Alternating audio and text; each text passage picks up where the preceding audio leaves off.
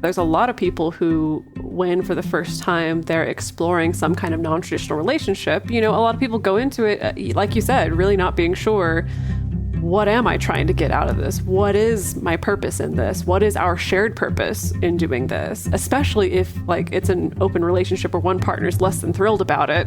It can be really hard to have a sense of what do I value in this? What's my purpose in this for me as well? And so I think that behavior of kind of starting out the gate, trying to put in a rigid structure, it's not always bad. It's not always toxic, because sometimes it's kind of we just need to experience some stuff first in a relatively safe feeling way. And that's how we're going to start to understand our values. Welcome to the Multiamory podcast. I'm Jace. I'm Emily. And I'm Dedeker. We believe in looking to the future of relationships, not maintaining the status quo of the past. So whether you're monogamous, polyamorous, swinging, casually dating, or if you just do relationships differently, we see you and we're here for you.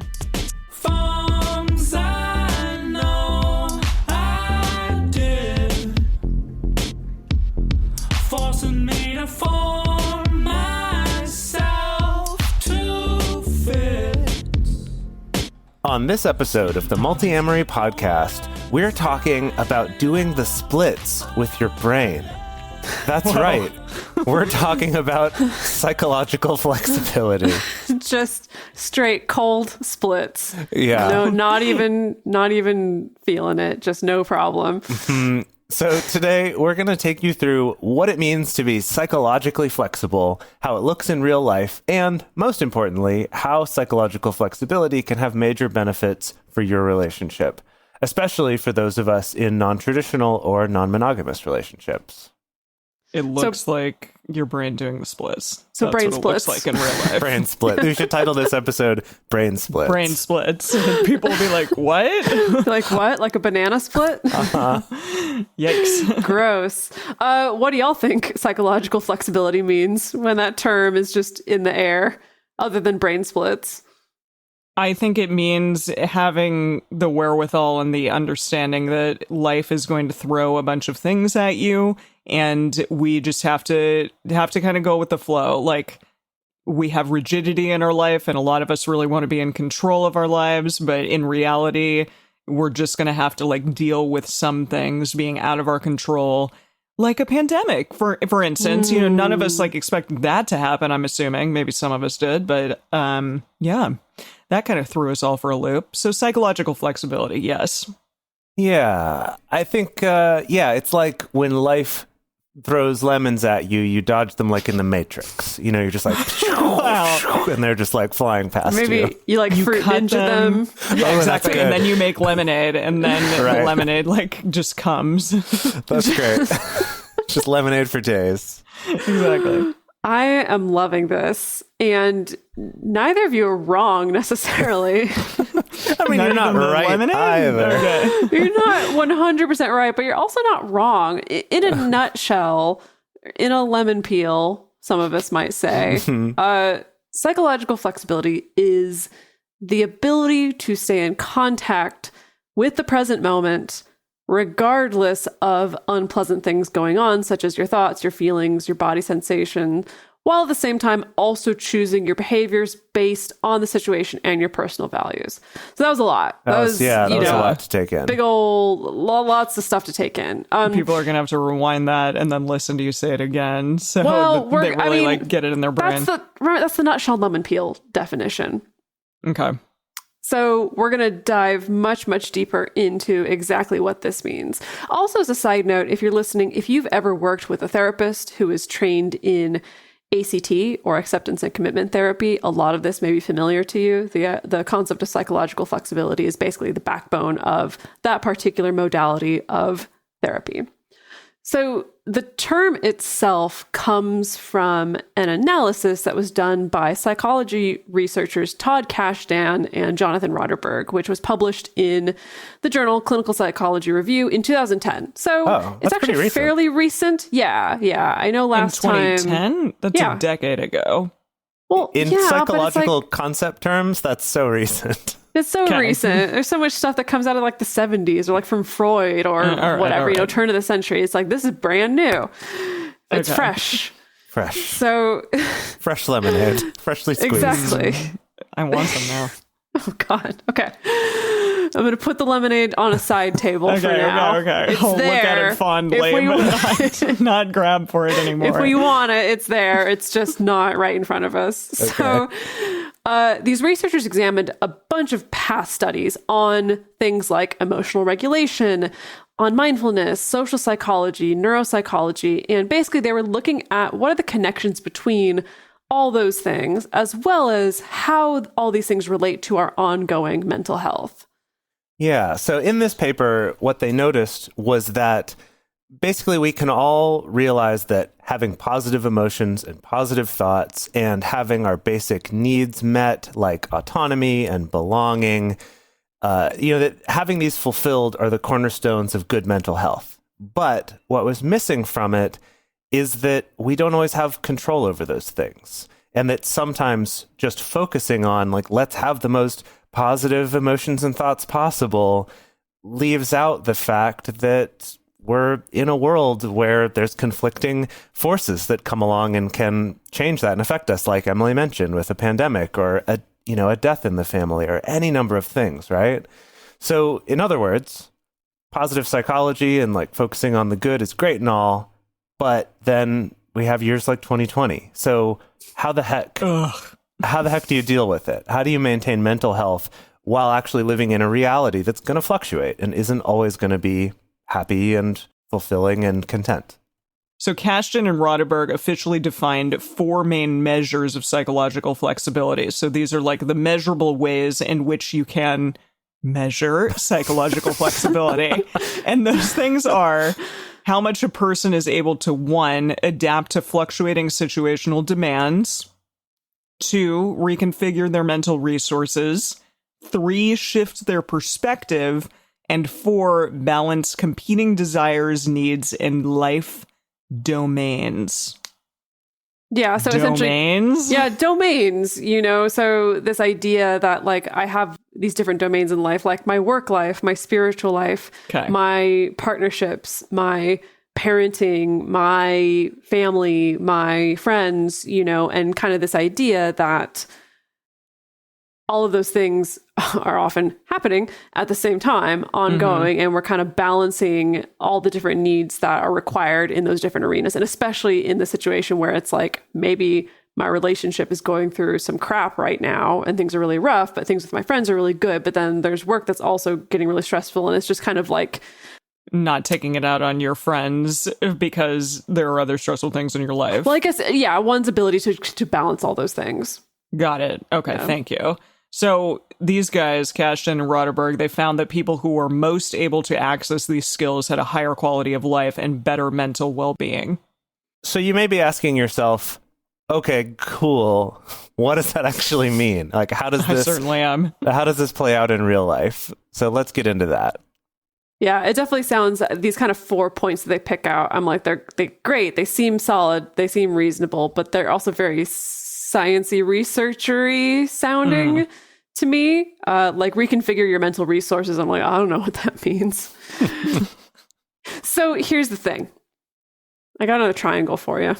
Oh, No, okay. I mean, that's fine. We love triangles, don't we? We just have so So- many of them. Yeah, we know that communication is a triangle. Love is a triangle. What other triangles we got?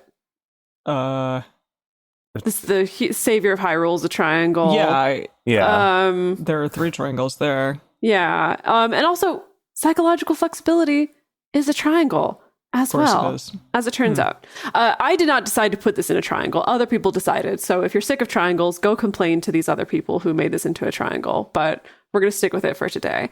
So the way that we can convert this idea into layman's terms is by talking about these 3 main pillars that make up the actual process, like real life process of being psychologically flexible. And those 3 pillars are 1, be open, 2, be present, and 3, do what matters. You got it? Got it. Great. That's our show for today. Thank you, everybody. Go out, be psychologically flexible, have wonderful relationships and lives, and tell us all about it. Okay, just kidding. So this is a triangle. And so that means that kind of from each point of the triangle, there's at least 2 different core processes that attach these 3 points together, essentially. Like a triad.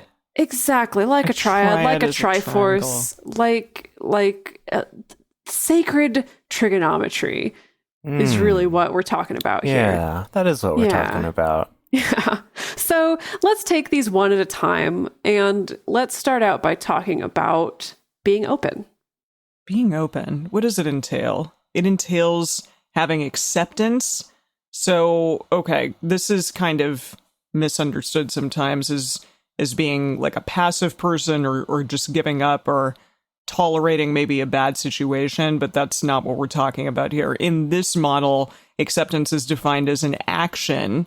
So an action of taking or receiving what is offered with willingness and then making choices, I think, based on what's occurring at that time, but having acceptance for it, which I think is a good thing. We if we can't change it, then we might as well accept it. Yeah, maybe be like, what am I going to do now? Like acceptance as opposed to denial rather than acceptance as opposed to taking action or something like that.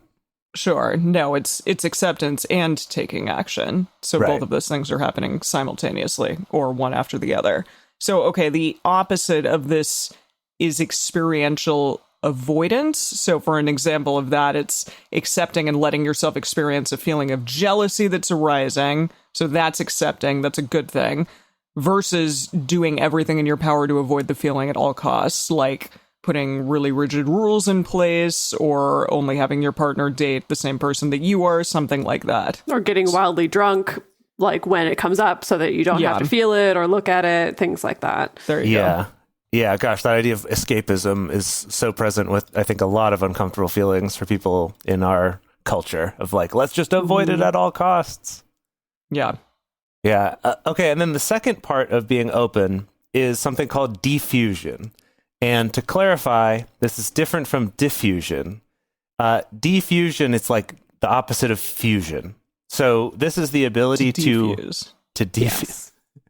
Yeah, to defuse. The ability to identify the content of your inner experience and separate it from yourself.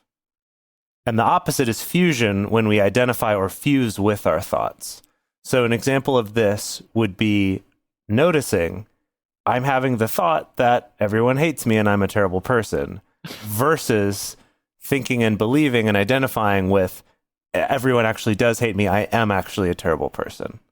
And you want to talk about your personal written for you. Yeah, written for you, Jace. Like, Dedeker wrote this in the episode specifically for me because this is mine. This is my thing. You fuse. Well, I fluctuate, I think, sometimes between really fusing with it and maybe being able to defuse from it, but this thought is there a lot for me. So yeah, this is good. It's good stuff. Good stuff, Teds. Yeah, I think all of us have our own little bits of this, right? Where we kind of fuse with thoughts and feelings and memories instead of defusing. I mean, for me, often it's stuff like imposter syndrome, of kind of really genuinely identifying and sometimes thinking and feeling that it's true, that I'm like, oh, I'm an imposter. I'm terrible at my job. I shouldn't be doing this. People are going to find me out, instead of being able to defuse and just kind of notice like, interesting. Like I'm having imposter syndrome thoughts, or I'm having this experience come up in me where I'm having doubts about myself, which it feels like they're so subtly different, but turns out it actually carries quite a lot of weight. What about you, Emily? What do you fuse and defuse? Oh, yeah. in your mine brain? Is, I was just thinking about it. Mine is always all my friends and all the people in my life, like all of them are way more impressive than I am and way smarter than I am. And I'm just kind of dumb and I pale in comparison to all of them. So what would be the like defused version of that thought? That I have my own talents and strengths, and they are not necessarily the most cerebral ones at all times, but for whatever reason, these people love me and care about me, and that's a good thing. And so clearly I must bring something to the table. Well, I think I would actually categorize that as like a reframe, which is not necessarily part of this model, but kind of like putting in the opposite thought or kind of looking at the positive side of things. I feel like the diffusion would be like you being able to notice like, I'm having this thought come up again that like I'm a piece of crap compared to this really impressive person around me. No, it's just all of you. All of you. You two, and my other friends, and my mom, and my boyfriend, and blah, blah, blah. Yeah. Okay. So, yes, okay. It happens less and less as the years go on, but it definitely for years it was very prevalent. Yeah. So clearly, okay, so defusion, we're into it. We're gonna all work on that. I think the acceptance one's good too. I sometimes struggle with that in terms of like more with sort of daily inconveniences or setbacks or things where it's easy for me to be like, no, this can't be happening. This can't be happening. There's got to be a way for this not to be happening, rather than accepting it and then taking action like proactively based on that. Does that make sense? Yeah, I think that makes sense. Yeah. Okay, so we've laid out all our personal homework for this part of the triangle. Oh, wow. Okay, let's go on to the Good. next part of the triangle. Yeah. Okay. So our next point on the triangle is being present. And one of the core processes of being present is literally that, just having contact with the present moment. So that's holding a non-judgmental awareness of both your inside and outside experiences in the present moment, even when the present moment might be uncomfortable. And to highlight, the opposite of this could look like hyper-focusing on past, future, what am I going to have for lunch today? Just like basically focusing on anything but what's actually happening in the present moment. And I feel like conceptually, this is a concept that we're probably pretty familiar with just because of the popularity of stuff like mindfulness meditation and yoga practices and a lot of these practices that really encourage that present moment awareness. So I feel like we all maybe have some touch points to this, even though many of us are not very good at it. It says you have been doing this for years. It doesn't mean that I'm good at it. Like, all right. yeah, I Well, have a years-long meditation practice, but the old adage that it's a practice. It's not like an accomplishment, Yeah. Yeah. Although when we were all at a retreat together, you were very impressive at that retreat. Okay, but Jason and I were like, and then you were just like, it was very impressive. You were levitating. We were just like crying in the corner. You don't know what was going on inside me. We were talking to each other. You're right. We weren't allowed to. Okay. All right, so let's move on. So another element of being present is self as context. So let's go into what this means, because it was a little challenging for me to kind of understand. But this is the ability to tap into the observer self, who can see the changing content of thoughts, feelings, body sensations, roles, and identities that are contained inside you. That's sort of like it's an ever-moving, evolving thing. And so your roles can change, your body sensations are constantly changing, your thoughts are constantly changing, your feelings. And that's just a reality. That's the truth of like what you are and who you are. Yeah, to drop this in, because all of us before this episode kind of struggled with this one a little bit. It's a little bit hard to wrap. Especially the next part. Yeah. We're going to Yes. save the next part, but like it's a little hard to wrap your brain around. But I feel like this self as context process reminds me of a lot of like Buddhist concepts of no self or non-self. This idea that like there isn't one part of me or my experience that I can point to and be like, that's it. That's myself. I can't point to my brain as like, that's myself, or my thoughts, that's myself, or my feelings, that's myself, because all these things are changing. And so it is kind of like being able to tap into this sense of like, there is some kind of self that exists that's able to observe all these things going on, which is like a little bit of a head trip. Yeah. No, it's great. Okay, the next part is the opposite of this, which is known as self as content. So yeah, I wanted a little bit of clarification again there. I think it's essentially saying the same thing, but two different ways of thinking about it. One, self as context, which I guess we're saying is more the positive, and then self as content, which is the thing that we want to shy away from more. Yeah, I think it's not so much about positive or negative in terms of like what the things are. I think the idea here is that either one, you're there's thoughts you have, there's feelings you have, there's body sensations, identities, some that might feel good to you, some that might feel bad. I think the difference here with self as context is kind of like the context is myself. So I'm myself, and there's these things that happen. There's like labels that might come up, or there's identities that I have, or sensations that I have, or thoughts and feelings that I have, versus self as content means like this thought I'm having, I am that thought. Or this relationship identity I have, I am that relationship. So it's like that these things that happen and that you experience, sort of you as the self, are the context within which these things happen, rather than you are those things, that the content is you. I think that's the distinction. And I feel like I should start a series of like self-help CDs based on that. You're ready to I go. hope that they wouldn't be CDs, No, I because will I certainly don't have a 100%. CD player. I will release them on CD. Wow. But I'm going to use cat analogies for all of it, and it's going to be called The Power of Meow.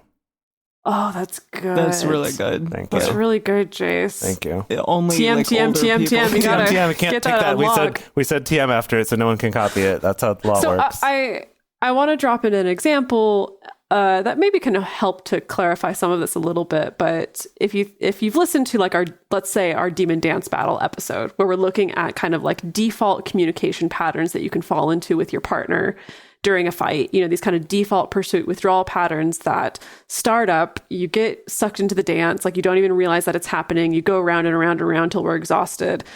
And something that we encourage in that episode is this idea of like, can you notice when you're in the middle of the demon dance battle? Can you notice when you've gotten sucked into the choreography? And it's like that noticing is kind of the self as context, this idea that there is this observer self who can be like, oh, wow, I'm doing that thing again that I recognize is toxic and not helpful. And I can make a choice at this point to shift it or reduce the harm or do something, versus kind of like the self as context where you're just in it, Self as content. So yeah, self as content where you're just in it, in the throes of the feelings and the fight and stuff like that. And not to say that it's not important that you should be paying attention to that, but I think it's just clarifying that ability to kind of make that shift and like step outside of yourself a little bit, or just take a 2-inch step back from yourself. Does that make sense to y'all? Yeah.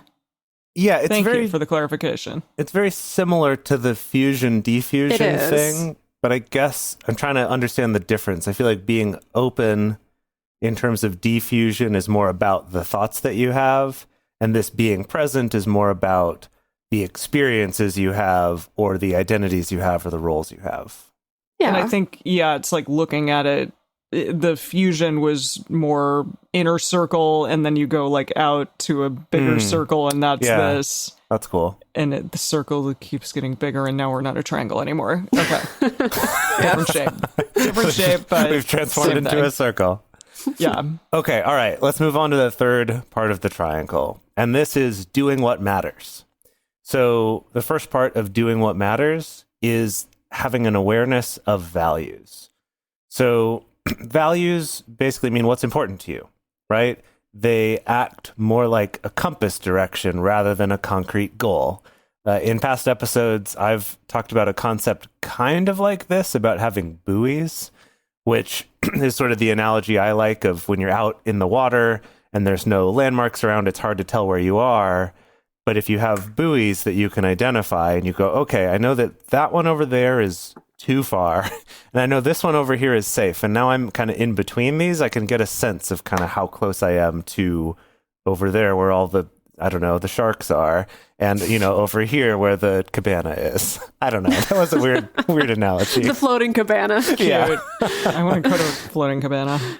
Right. Oh, that's where we put the lemonade. Gotcha. Yes. Okay. Ooh, Over okay. there. Okay. Good. I dream of the floating cabana.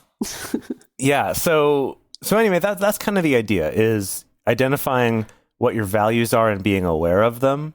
And that lacking clarity of one's values might be more rigid, needing to rely on rules, or particularly rules that are set out by somebody else, right? Like by a religion, or by your parents, or by a partner, or something like that, like just adhering to these, rather than kind of having your own values that allow you to make decisions that fit with those and not just following some, well, X is this, so therefore I do Y.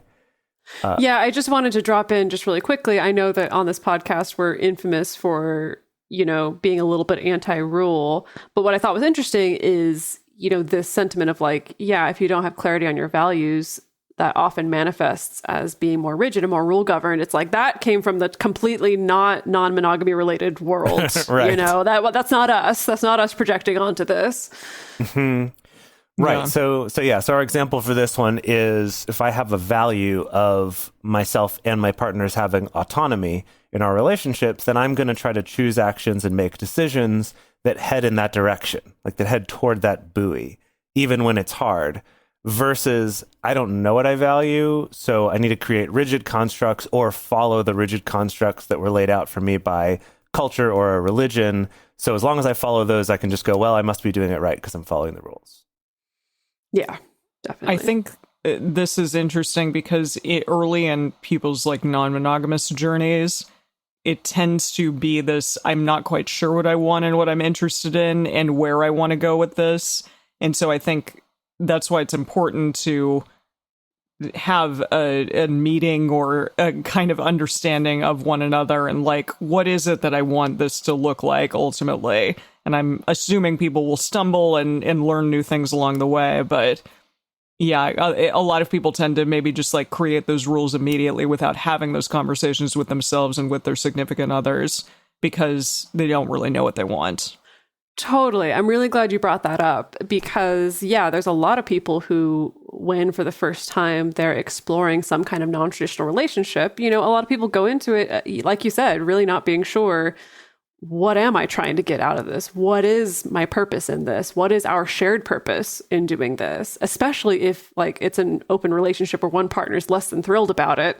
Mm-hmm. It can be really hard to have a sense of like, well, what do I value in this? What's my purpose in this for me as well? And so I think that behavior of kind of starting out the gate, trying to put in a rigid structure, it's not always bad. It's not always toxic because sometimes it's kind of like, yeah, we just need to experience some stuff first in a relatively safe feeling way. Mm-hmm. And that's how we're going to start to understand our values. And I feel like the three of us very much have gone through that over the course of several years, is that sometimes you kind of have to go through some shit first before you actually have a more values concrete. Are. Yeah, exactly. Yeah. Exactly. And know what your boundaries are too. Mm-hmm. Totally.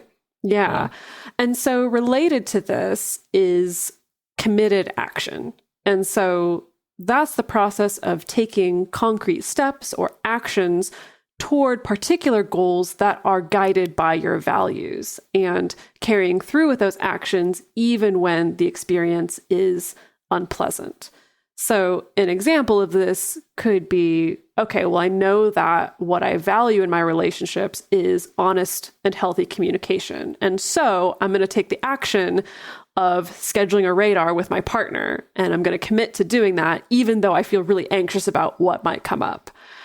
Versus the opposite of this would be stuff that in this model they refer to as quote unquote unworkable actions that are mostly dominated by either control or avoidance or both.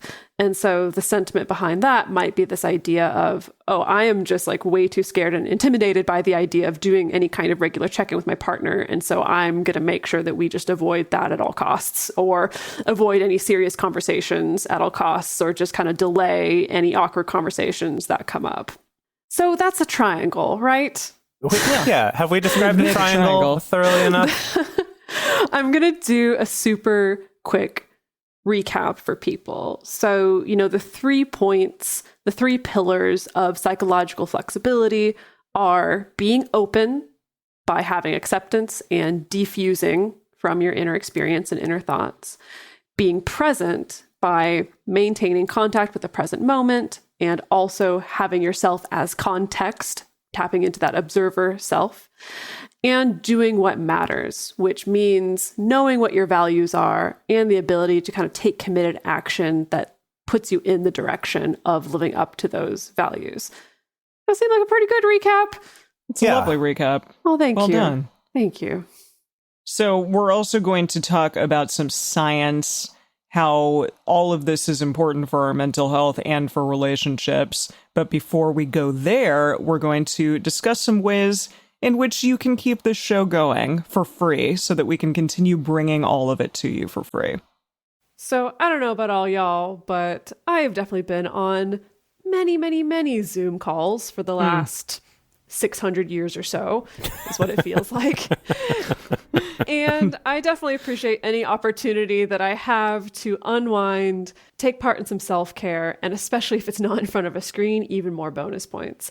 And so what I've been doing actually sometimes at the end of the day of a long day full of just staring at the screen and being on Zoom calls is I'll literally lay on my office floor and listen to some Dipsy stories, which is our sponsor for this week. That sounds sexy. You know, it's sexy, but sometimes it's like sexy, but then it's more just, it's chill. You know, it's chill sexy. That's lovely. So for those of you who are wondering, what the heck is Dipsy that she's talking about? That sounds great.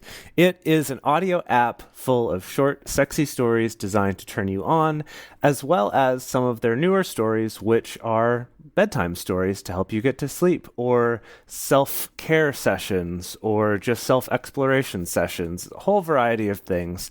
And their stories are really well produced. They're characters that feel like real people and immersive scenarios with really nice, subtle sound design. Just overall, really professionally done, really nice quality, and a really nice way to consume some entertainment that doesn't involve looking at a screen. And for listeners of this show, Dipsy is offering a 30-day free trial when you go to dipsystories.com/multi. That is a 30-day free trial when you go to DIPSEA stories.com/MULTI. That's dipsystories.com/MULTI. So if you got some human body parts that sometimes come into contact with other people's human body parts in a sexy way, or even with your own other human body parts in a sexy way, we highly recommend lube. It's going to make the entire experience feel better, be sexier. You're just going to enjoy yourself, I can promise. And we highly recommend our sponsor for this week, which is Uberlube. So I was watching Superbad recently, and in that film, there is a joke where they're talking about the fact that he's carrying around a bottle of spermicidal lube, and it's like not a sexy bottle, but you know what is a sexy bottle are the Uberlube bottles. They're They glass. are. You're They're really right. beautiful They're looking. very classy. Yeah. So even if you know that it's lube, it doesn't matter. It's like, wow, that's a nice looking bottle of lube right there. And also, in addition to that, Uberlube is a luxurious high-grade silicone lubricant, and it's made from very body-friendly ingredients, clean ingredients. It's just silicone and a little vitamin E. So the thing that I love the most about it is that it doesn't leave like a residue at the end of the night or at the end of the session, the sexual session with yourself or with someone else. Yeah, it just kind of like absorbs a little bit. It doesn't leave that gross finish. So I love it. It's our favorite lube, and we know that it will be yours as well. Yeah, I especially love that there's no scent to it. That's my favorite. And right now, if you want to check it out, they're offering Multiamory listeners 10% off and free shipping when you use our code MULTI, MULTI, at uberlube.com. That's 10% off and free shipping. Just use code MULTI at uberlube.com. Hey, Multiamory listeners. We believe that regardless of what relationship style you're in, you should have access to content that acknowledges you, affirms you, and includes you. And we also think that that information should be freely available. There's a trend that's going on right now, you may have noticed with podcasts, that a lot of them are starting to move behind paywalls. Some of the big companies are trying to monetize podcasts by making you pay to listen to them at all, or to hear more than one episode of them.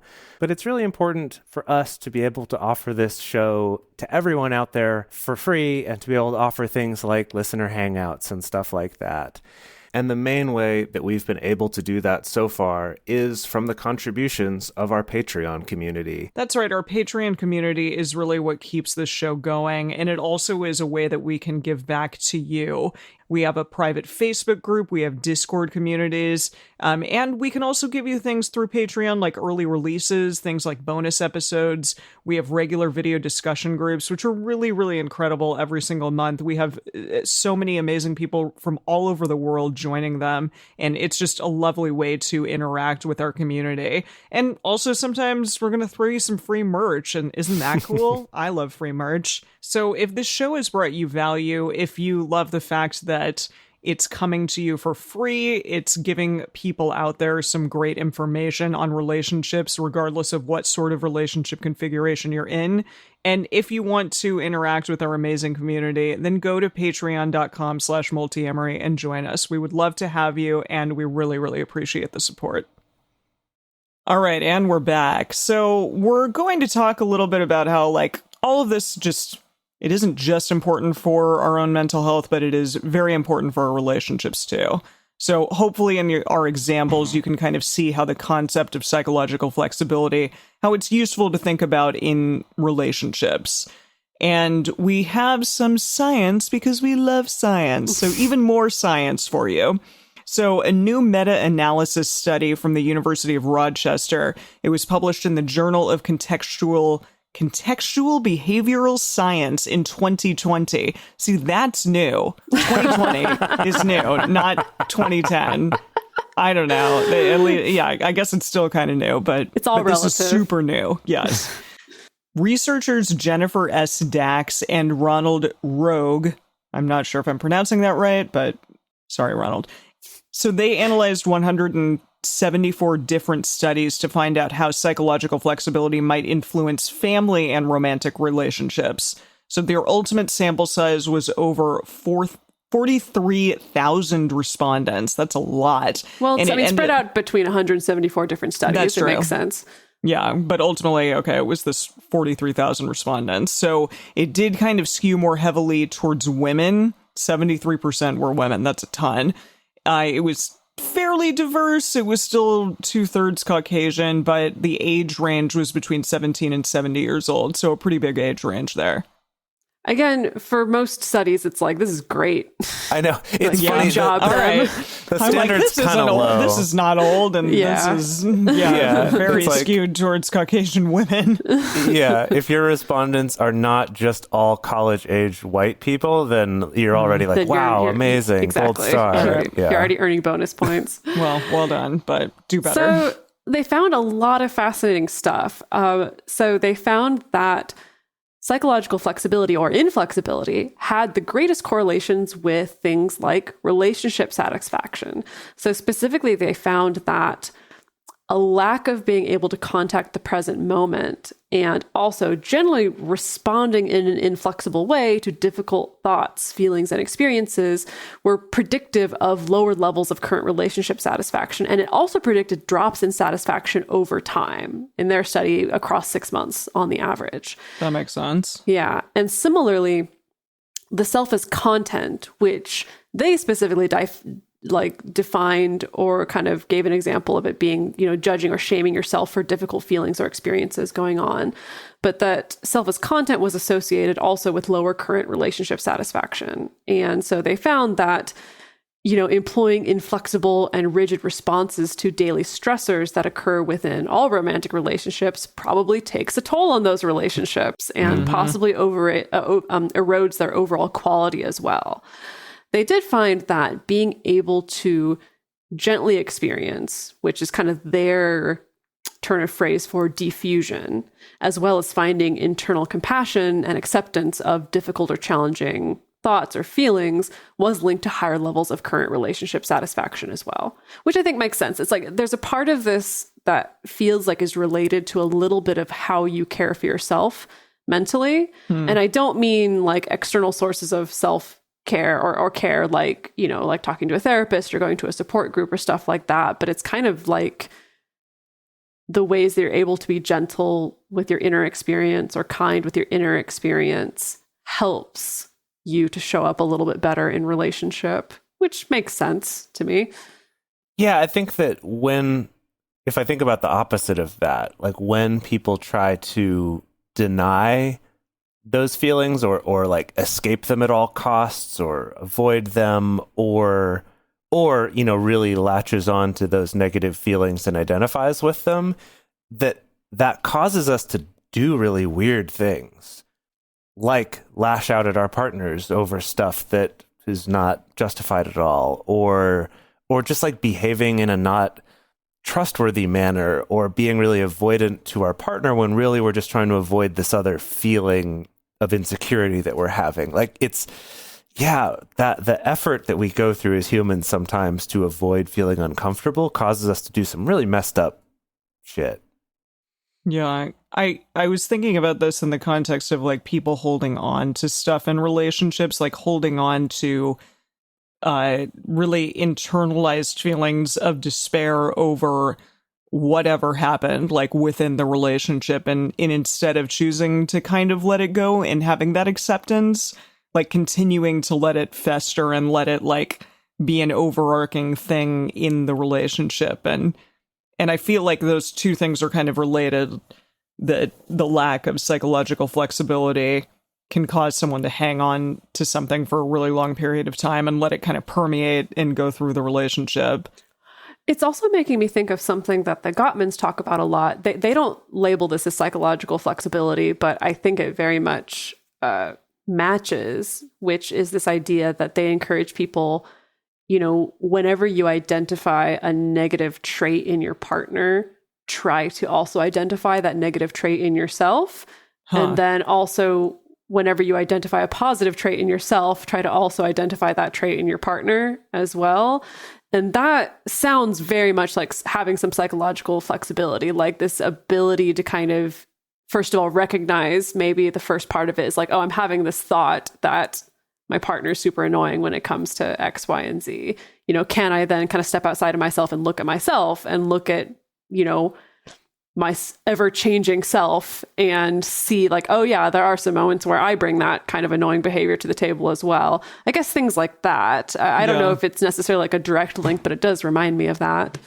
Totally. Yeah, that's interesting. I remember years and years ago, someone at the church where I used to work in Seattle said, basically they said it like anything that you criticize in someone else is really a reflection of something you don't like about yourself.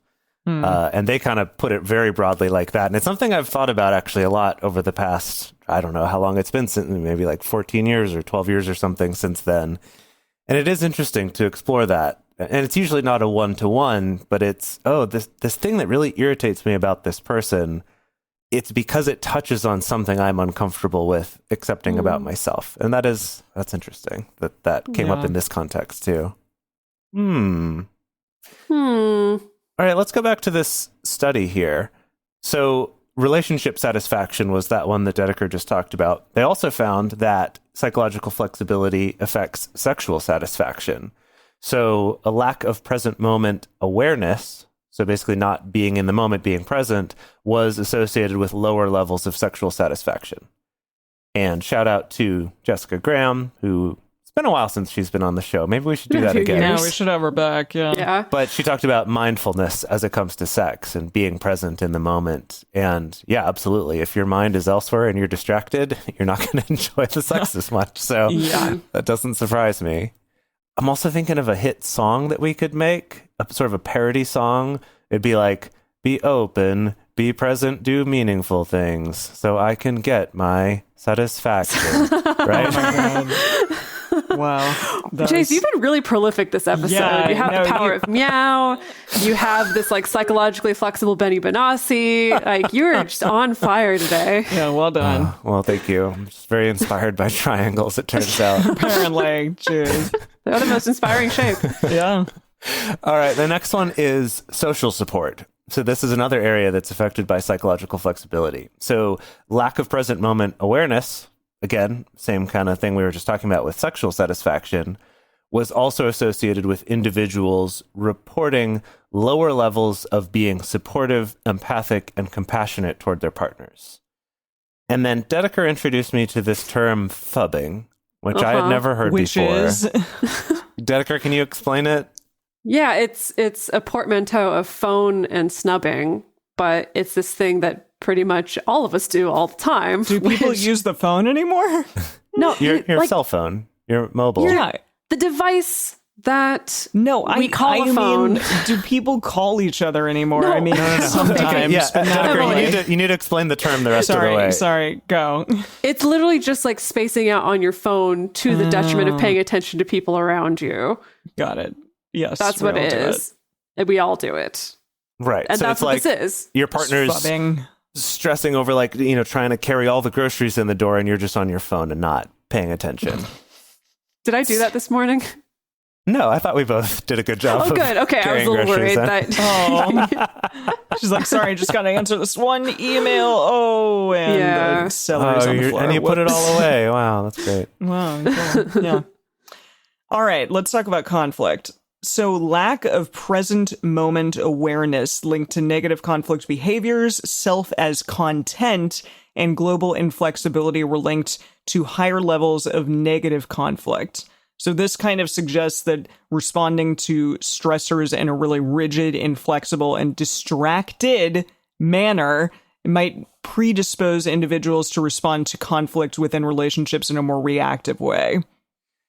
I feel like this makes me think a little bit about what I was talking about earlier of when something comes up you don't like, that like, no, this can't be, rather than kind of accepting it and taking action, that can lead to that very reactive, like, I'm going to snap at this because I can't, like this can't be the case. I can't handle this. I can't adapt to it and accept it. So I'm just going to yell at you about it. And I think that while we need to be looking at ourselves as the self as context, we also need to be looking at others as their own self as context. Because wow. we never are totally... Thank you. I think I also am on fire this week. I have to pat myself on the back once in a while. That's great. I love it. But yeah, just because we are never fully aware of like exactly what context our partners or the person that we're talking to is going through in that moment. So they may have had like a really shitty conversation with their mom, like right before talking to you. And so they said something that pissed you off. And instead of being reactive, maybe like take a moment and say, what's going on over there? Like, you okay? Is there something you need to talk about? Because yeah, you seem a little uptight or a little upset. Can we please maybe have a conversation about this? But yeah, like understanding other people's context as well is important. Cool. Okay. Now we're going to talk about diffusion, not diffuse, but diffusion. So diffusion was linked to lower levels of negative conflict behaviors, suggesting that individuals' abilities to gently again experience difficult thoughts, feelings, and emotions might help them decenter from a relationship conflict. So it potentially creates the space to be able to select a more kind and compassionate response to conflict instead of engaging in more reactive and aggressive behaviors. I just kind of said that before I said that. Yeah, exactly. Yeah. And I think all of this makes so much sense. Is it because it's like in the middle of conflict, you can be really worked up and your heart's racing, and you can have the thought that arises of like, my partner is being a total shithead right now. Mm-hmm.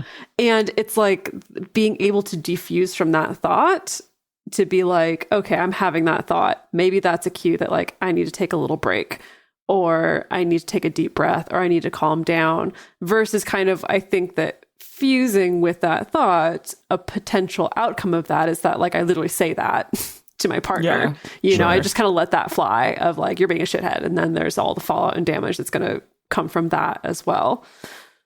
Yeah, it's something I think we've talked about on the show before, is this idea of gaining the ability to kind of have a circuit breaker.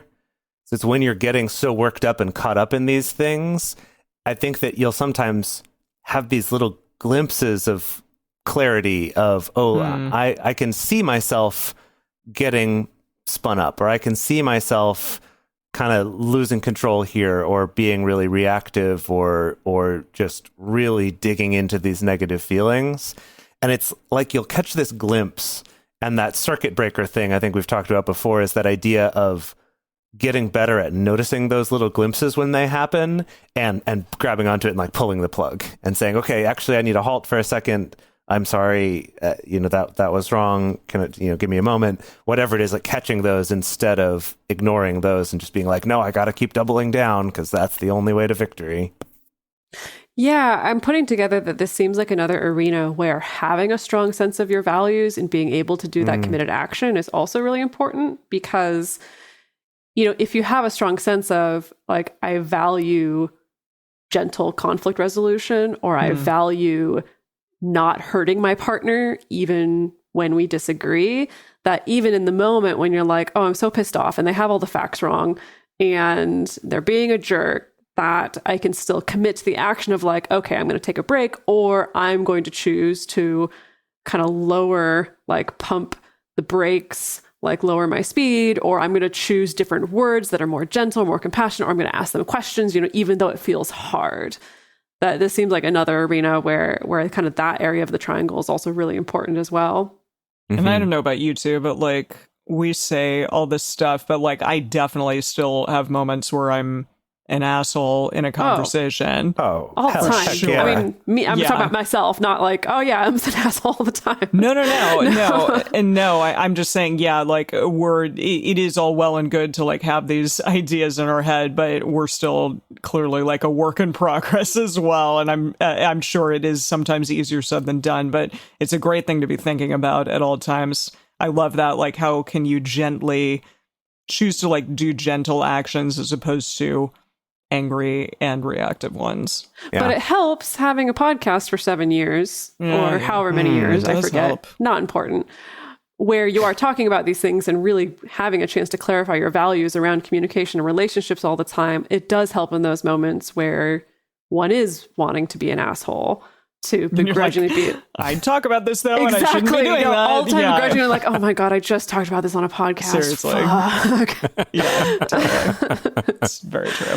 So the last interesting bit that I want to drop in here is related to attachment anxiety and avoidance. That in this study, they found that lack of present moment awareness, self as content, and global inflexibility were all moderately linked to higher levels of attachment anxiety as well.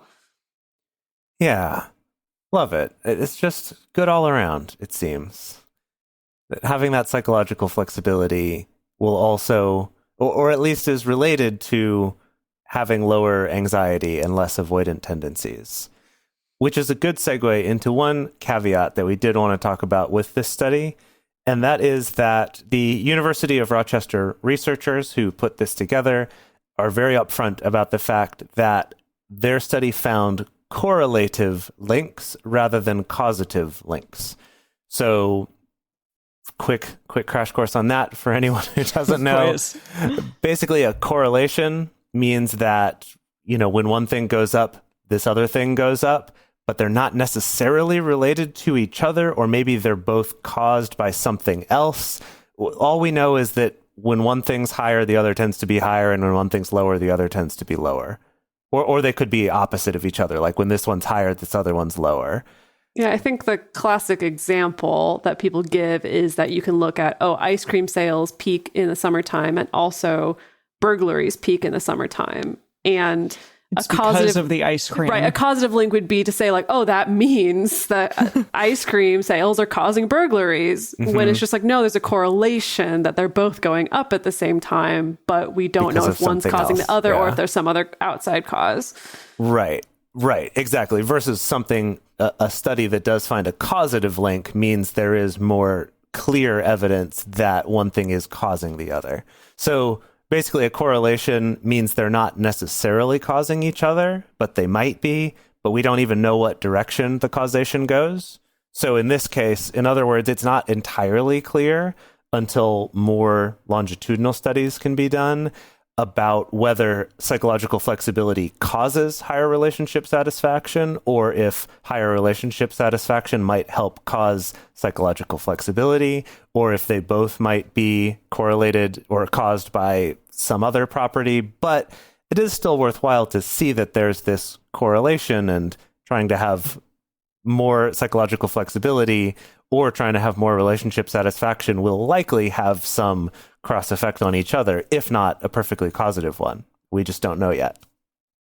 And another important thing to point out is, Kajdan and Roderberg, who were the researchers who initially coined the term, they point out the fact that it's not like all our brains start out in this same state and with the same ability to be flexible or inflexible in certain areas, that an individual's executive functioning, for instance, or a person's existing default mindsets or cognitive biases, or even just the way their personality is configured, those all have an effect on how easy or difficult that it may be to be psychologically flexible in certain areas. So I just wanted to drop that in just to essentially support another one of our favorite mottos, like, don't weaponize this shit. Because for instance, executive functioning is a huge thing that, like, all of our brains are different in that regard, or different people, especially people who are on the autism spectrum, or certain people with like executive functioning disorders or just differences or tweaks. It's like that really heavily influences psychological flexibility in certain arenas.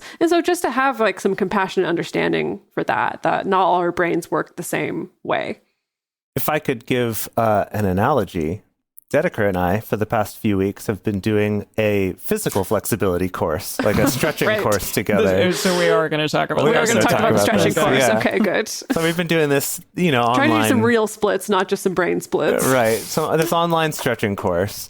And I think it's actually a pretty good parallel to this, where it says these differences might make it more difficult to be psychologically flexible in certain areas. And absolutely, when we're doing this stretching course, there are certain stretches or strength things where, I'm able to do it and Dedeker's really struggling with it. And if you only looked at that moment, it's like, well, I guess Dedeker's just not as flexible as me. But then if you were to wait, 5 minutes till the next exercise in the class, when I'm like crying, trying to like lift my leg off the ground and Dedeker's just like, whoop, whoop, whoop, whoop, whatever, that you go, wow, gosh, Jace isn't flexible at all and Dedeker is. So that it also really depends on the areas and the specifics too. It's not just this kind of you are across the board or not. Whoop, whoop, whoop is the sound of my leg lifting in the air, by the way. Yeah, I could see it perfectly in my mind's eye. It was lovely. All right. So how do we apply all of this to non-monogamy? And I would argue to any relationship. Some of these are kind of non-monogamy centric, but really you can apply it to whatever relationship configuration you're a part of. So we talked a lot about rules in this, and we have a whole episode on rules versus agreements featuring boundaries. And so go back to that episode for sure if you want to get more into that. But things like rules and agreements, actions, compromises, all of those support our shared and individual values. So I am really interested. You talked about this, Dedeker, about having an episode on values, and I think we should talk about that at some point. Yes. For sure. Yeah, that's on the topic list and has been for a while, to find some more concrete ways in exercises for figuring out what it is that you actually value. Exactly. So think about that when you're kind of going through this specific episode that we're talking about. And I even am like, wow, what are my values? Like, I think I have an idea of them, sort of an abstract understanding, but really like concretely knowing my values and then relaying that to my partner, I think is a very important thing to be able to do. Yeah. And you can do that in whatever relationship you're in. Absolutely. And then let's see, handling inevitable ups and downs and change. We talked about that right from the very start. Just that flexibility in life, that understanding that life is going to throw you some stuff and it's going to suck and there's not always a contingency plan for them. And you sort of just have to go with the flow at times. And that's really okay.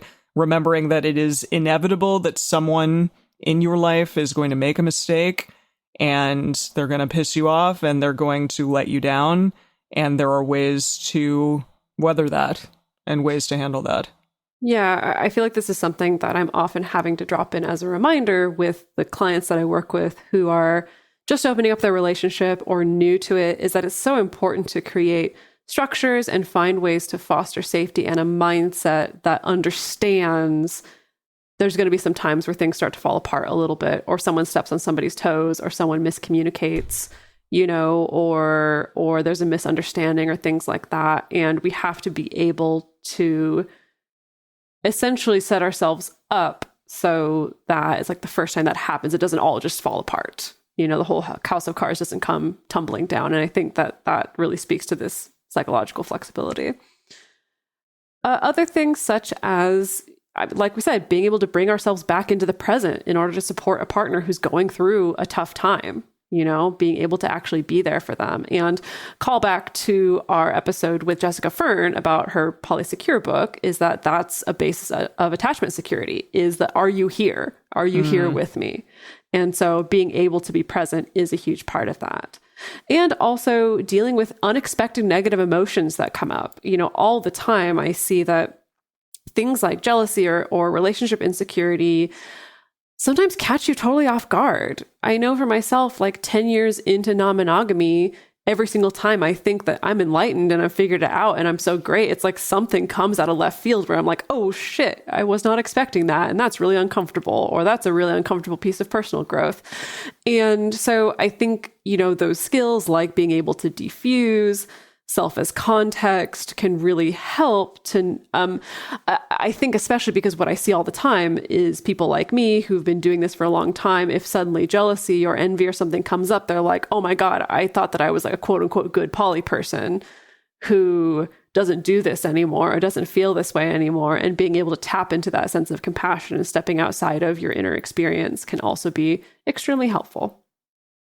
Yeah. Well, gang, how flexible do you feel? Can your brains do the splits yet? It's on the way. I've got a good half split, definitely a great half split going on. And I need to use my yoga blocks on either end of my body so that I can keep myself upright and not break. But we're getting there. My pigeon is getting a lot better, but I'm not very quite impressed with that. fully to the splits yet. So... Hey, I don't know. We're all a work in progress. Writing this episode was really interesting because it definitely helped me to see like, oh, I feel like I actually do this really well in other areas where I'm like, oh, I do that really poorly. So I definitely got do poorly. Oh my God. Do you really want me to lay it out right here, right now? So many of these things. We don't have to. It's fine. But yeah, that surprises me. Just trust me. I'm also a work in progress, like everybody is. Mm-hmm. So we are going to talk about more findings from this particular study because they also looked at things like parenting and family ties as well and how psychological flexibility or inflexibility influences that. So if you're interested in that, stick around for our bonus episode. And we want to hear from you. We're going to be posting a question on our Instagram. We want to hear, do you consider yourself psychologically flexible? Do you feel like there's parts of this that are easier for you or harder for you? We want to hear. Also, the best place to share your thoughts with other listeners is on this episode's discussion thread in our private Facebook group or Discord chat. You can get access to these groups and join our exclusive community by going to patreon.com/multiamory. In addition, you can share with us publicly on Twitter, Facebook, or Instagram. You can email us at info@multiamory.com. Multiamory is created and produced by Jace Lindgren, Emily Matlack, and me, Dedeker Winston. Our episodes are edited by Mauricio Balvanera. Our social media wizard is Will McMillan. Our production assistants are Rachel Shenowork and Carson Collins. Our theme song is Forms I Know I Did by Josh and Anand from the Fractal Cave EP. The full transcript is available on this episode's page on multiamory.com.